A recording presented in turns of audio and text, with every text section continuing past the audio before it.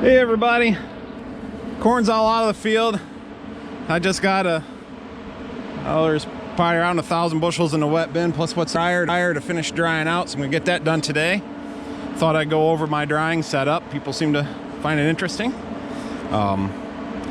This is the Oliver 2050 that I power my generator with. Haven't opened that up yet, but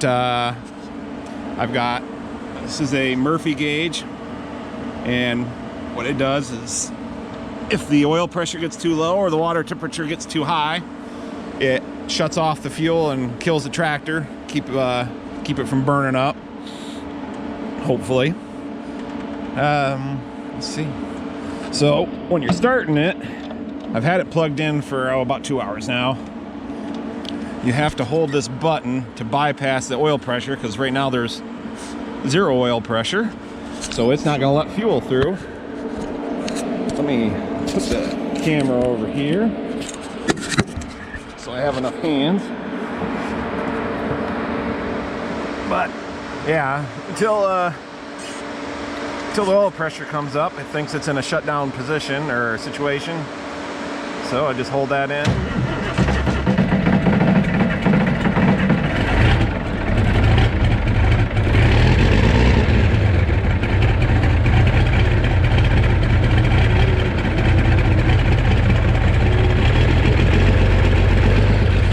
The needle comes up, it loses contact, and then this stays in.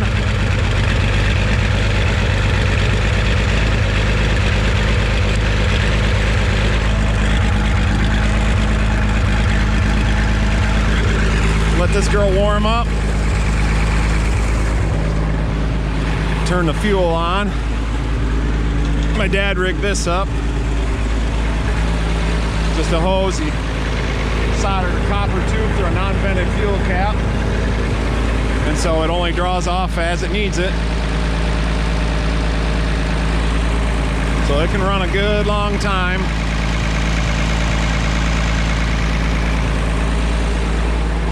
Inside here is well, that's interesting, my grain dryer door is open.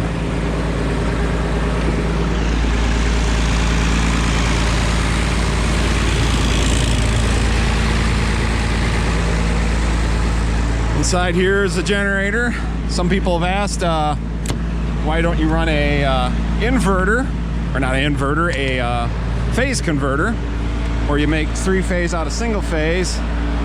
And when I bought this generator, we'd had a 80 kilowatt before, and that gave me trouble, and it was harvest time, and the time to get it rebuilt was going to be longer than I could wait, so I just bought a new one. Got the old one rebuilt and sold it. And but even the salesman, he first said something about getting a phase converter, and then when I told him had a different dryer at that time, it was a Matthews Company 975. Had 2 fans, one had a 25 horse motor, the other had a 20 horse motor. Combined with all the other stuff, he's like, yeah, that's probably out of the range of a phase converter. Then you add up all the motors, like on the augers, there's 10 horse. There's 3 up on that cross auger. There's 7.5 up there. And I think there's a 10 on the unloader there. It just, that's a lot for a phase converter. Connect. Everything's set up for 3-phase. Even though I only got single phase power here, because hopefully someday if they bring it along, all we gotta do is plug it in. Plus I'm making 3-phase, so I needed to have it set up anyways. So this is a 400 amp 3-phase disconnect, and that was on eBay, really good shape. Got it for just a few $100. That would probably have been a few thousand, especially since it's stainless steel. But this is what happens when you're friends with your electrician. He labeled everything.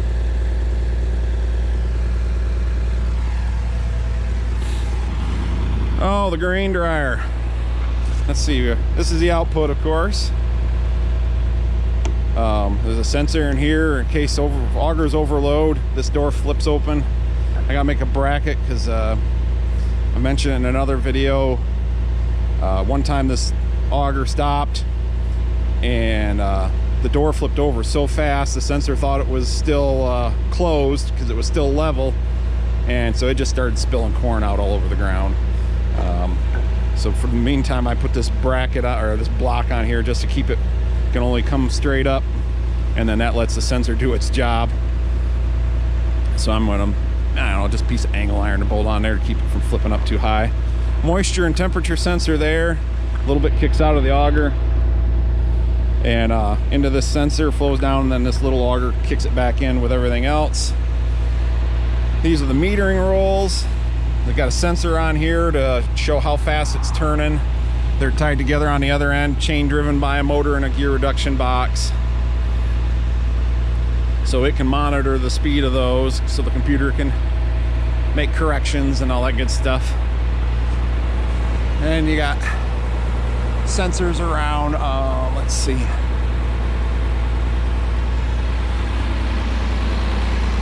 This is a GSI model 1126. The numbers do mean something. The first number is, it's a single unit. You can stack another one up on top. That makes the first digit a 2. If this unit had 2 fans, there's 1126, then it'd be a 1226. I almost went with 2 fans, but the second fan option was another $20,000. And I was gonna dump hot grain anyways, so I decided to save my money. Go with a single fan, but that's a 40 horsepower motor in there, so it draws some amps. And the 26 refers to the length. You take the length of the down there, the drying chamber, it's 26 feet long.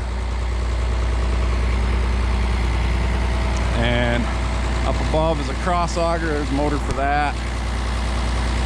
Draws the corn in from that end. Computer turns both of them on, turns on that auger, which brings it up from the wet bin as it's needed. And then on the other side,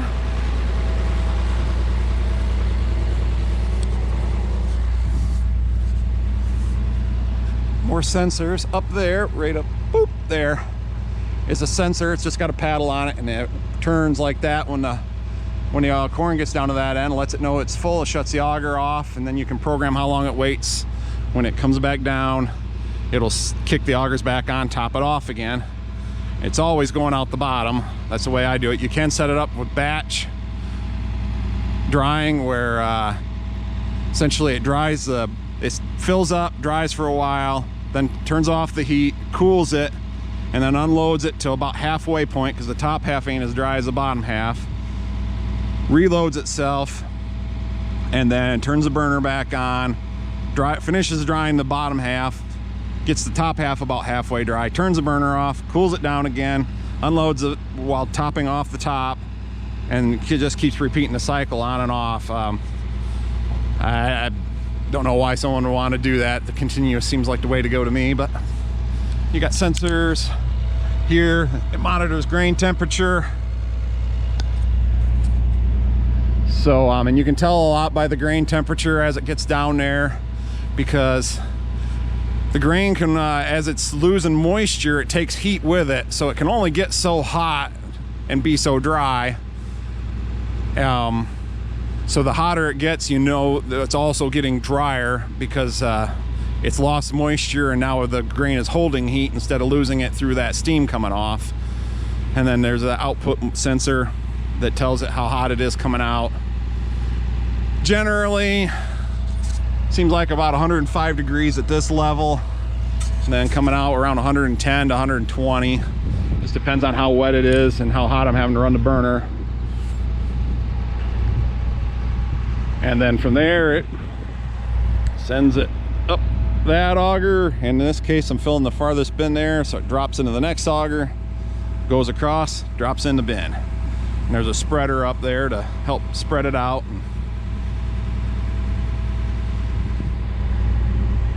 That's the basics here.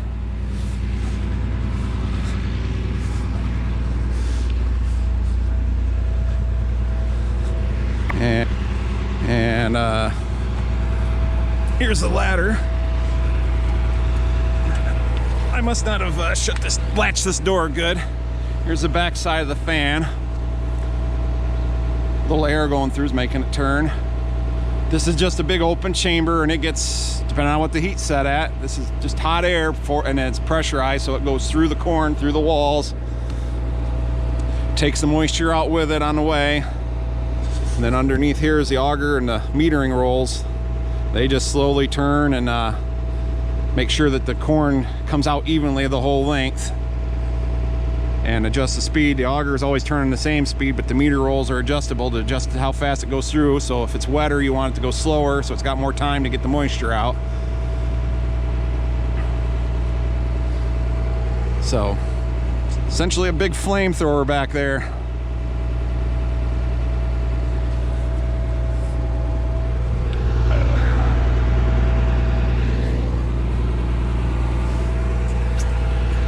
I was surprised when I was looking through the manual when I first got it. Mine's LP powered. They can be fired. They can be natural gas fired. And the surprising part was you can get them to fire on diesel fuel. I would think the fumes and stuff from diesel, maybe it burns pretty clean, but I would think the scent, just I guess if you're only feeding it to livestock or something like that, big deal. But I would just think the diesel fuel would leave it with an odor, even burnt. But and it's probably a lot more expensive, but I guess in certain areas that might be your only option, and so they do have that option.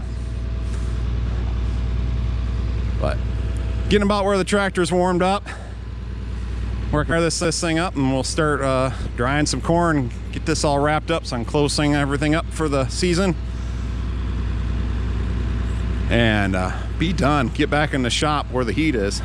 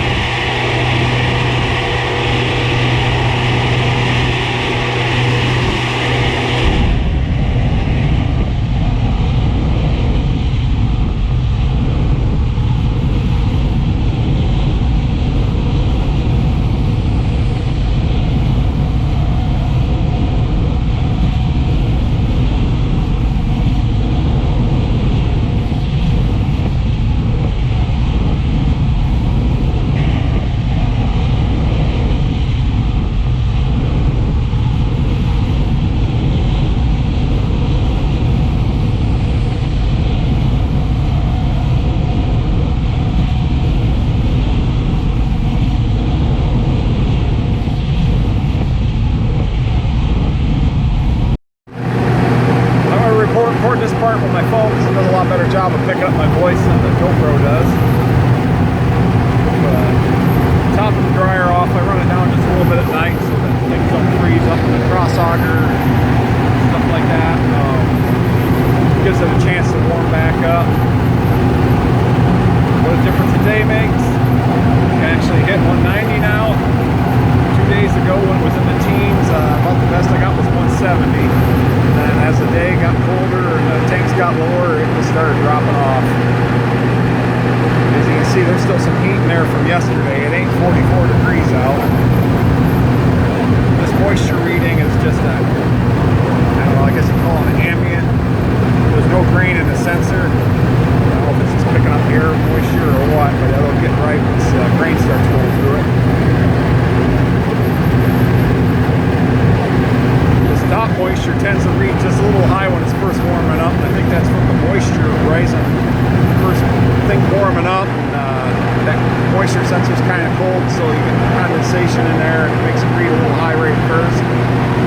But it wants to know, helps the computer figure out what it's coming in at, as to whether it needs to slow it down before it gets to the bottom. If all of a sudden it can go up 5 percentage points, you know, it knows it's gonna need to do something. And then it monitors this. I do too. They say once it gets down to that point, which this corn, you know, it's still dry. I shut it off last night, and the stuff in the bottom is definitely dry. It would have come out in just a moment anyways. Let's see. The sensor up there has a tip like that. It's full. It shut off the augers.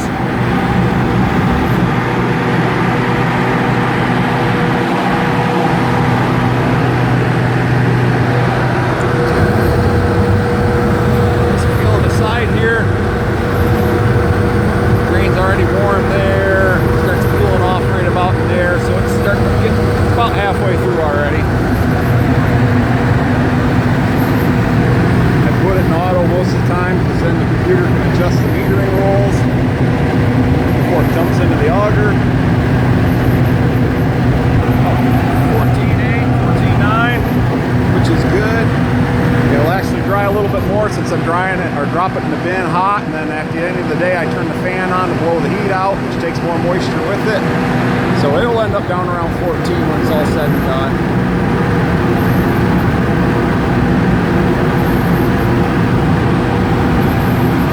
I go shoot for 14 because this gives me a little margin of error. They won't dock you for 15, but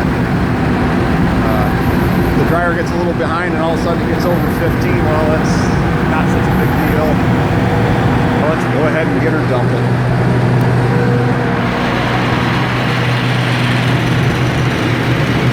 Augers are turning.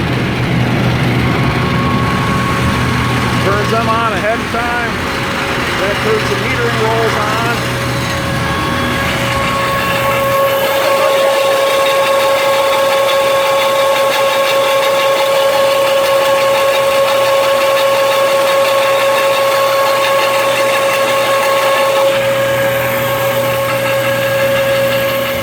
Let's go see what the moisture tester says. So the moisture reading.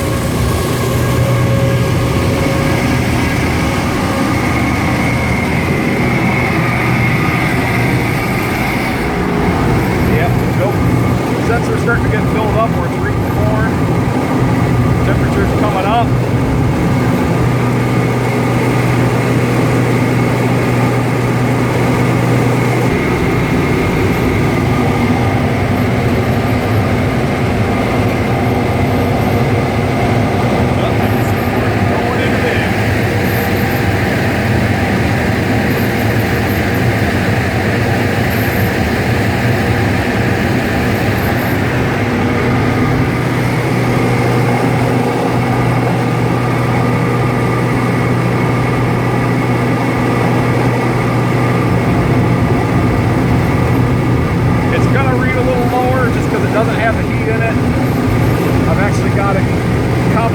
Because I'm dropping it hot, I've got a couple, or about almost 2 percentage point taken off because it's not compensating for the heat.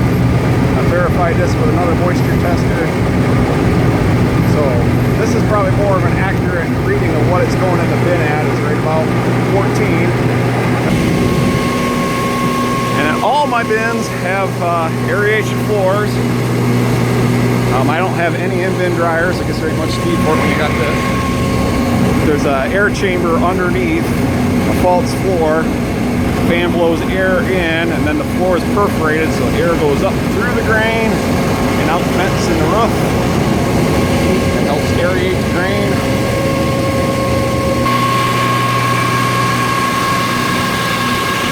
That's the gist of it. Step away where the dryer ain't overwhelming me, hopefully. Gotta say, this phone does a good job of filtering out the voice from all the noise in the background. I got my earplugs in, so I sound funny to myself. But Jeff Raymond wanted to see more on my dryer, or Raymond. He says it's French. I'll throw a one of them tag things or whatever up here, there in the corner, for his website or his YouTube page. Got good farming content if you want to see more, including a GSI dryer, a lot like this one. Another person I want to give a shout out to is Farming, Fixing, and Fabricating. Andy Horrigan dairy farms in upstate New York. I really enjoy his channel. Just they're always doing something, and it's a sizable operation, but he just puts it out there like it is. You know, if something breaks down, they cover that. They just cover themselves working, and he explains stuff well. And so for a fellow farmer, it makes it a very enjoyable channel. So I'll put another one of them things right up there for him.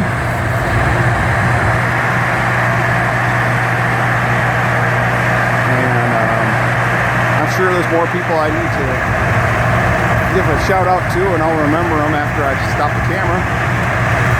But there's future videos for that, I guess. Okay, the wet bin is empty. The dryer is still full. But if I let it get too low, there's that box right there. There's an air pressure switch. It's a safety thing. If it doesn't have so much air pressure inside, it turns the fire off. You figure if it's out of corn or something else has gone wrong. So I can't let it get too low. The stuff on the top hasn't been in there that long. So what I'm going to do is stop it from unloading and turn the heat down and let it sit for a half hour, 45 minutes. The bottom will get a little over dry. The top won't be quite dry enough, but it'll spread out and blend in the bin, and it'll be all right. It's on the top, so it's always the first stuff out. Then, you know, stuff's down the middle, so the top goes down and out. So there I go.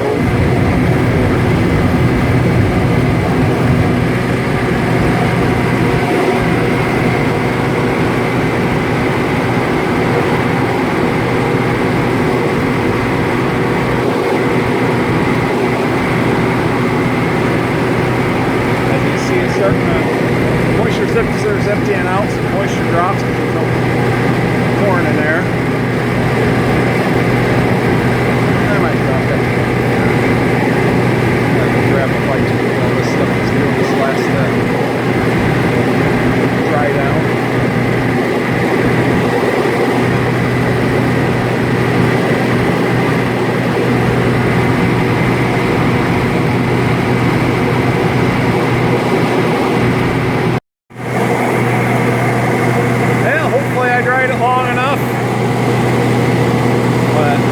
Starting to unload now. It's been about 45 minutes.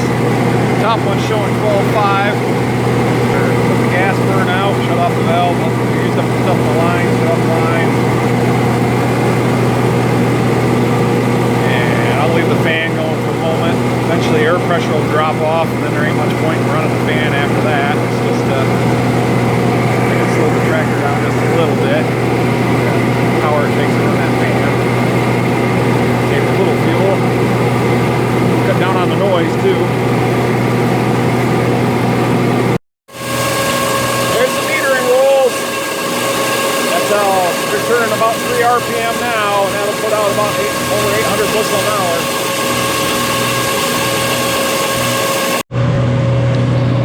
And it's almost empty. Just see corn down there through the perforation. A few more minutes.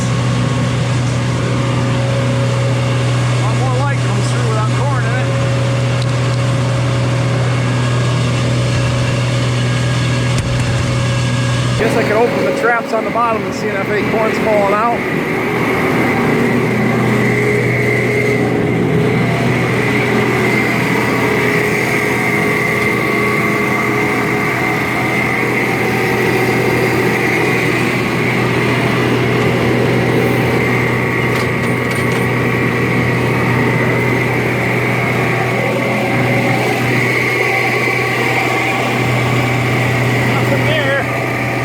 Some wet corn in the very bottom.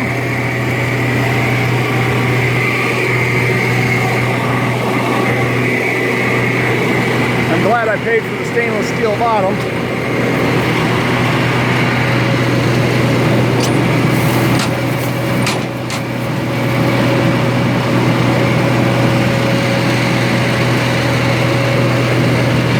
I'd say she's empty.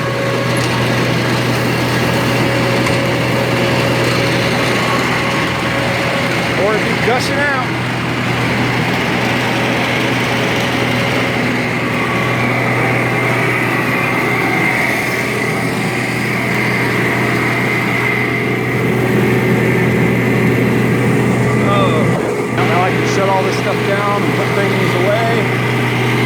doing some cleanup, start fixing things. You know, farming.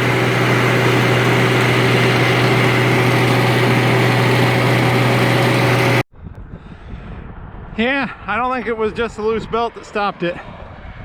Must be when I turned it backwards, the balls fell out and then it was able to go.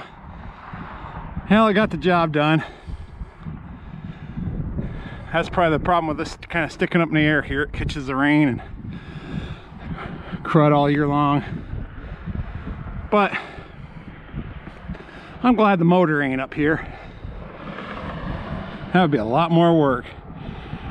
Now I just need to take this plate off, some sandpaper, clean that shaft up, slide the bearing off, old remains, slide new on, bolt the flange back on, and good to go. So I just gotta clean the crap out of this one, then close the lid on it. Bird food.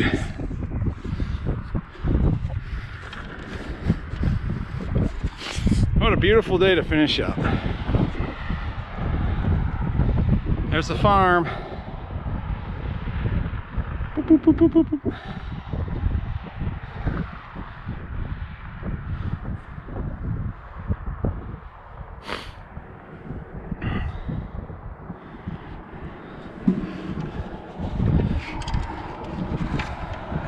There.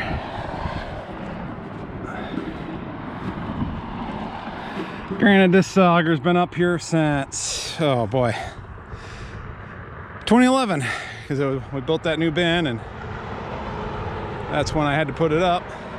It used to be I had an auger going up to that bin, and then you can still see the braces here from the old auger that used to cross this way. Now I pretty much use that bin for beans and wheat, and not corn anymore, since I built that bin. So that kind of didn't need the auger over there.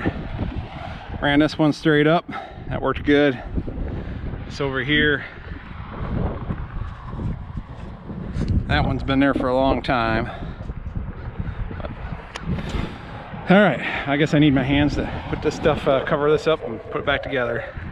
Climb up to the next bin and close the lid on that. One more step to sleeping all winter long. Well, boy, there wasn't room for much more. When I was closing the top lid up there, the other side's right up to the eaves, and this is only a couple inches away. So I guess that came out pretty good. It's always nice to have more than you got room for, but it's also nice to be able to get done and not have to haul anything out. So there, closing the lid on harvest 2019. It's appreciate everybody watching. It's been an interesting year, a challenging year, but it could have been a lot worse. I've had worse. It's a beautiful day today, up around 40. After the teens earlier this week, this just seems like a heat wave. But once again, appreciate everybody watching, tuning in, commenting. Hey, there's the mail. Liking, all that good stuff that everybody wants you to do. But I'll still be making videos. They'll just be in the shop now. Probably the occasional outdoor video of me cleaning snow, or who knows what fun I might find to do this winter. But thanks again for watching.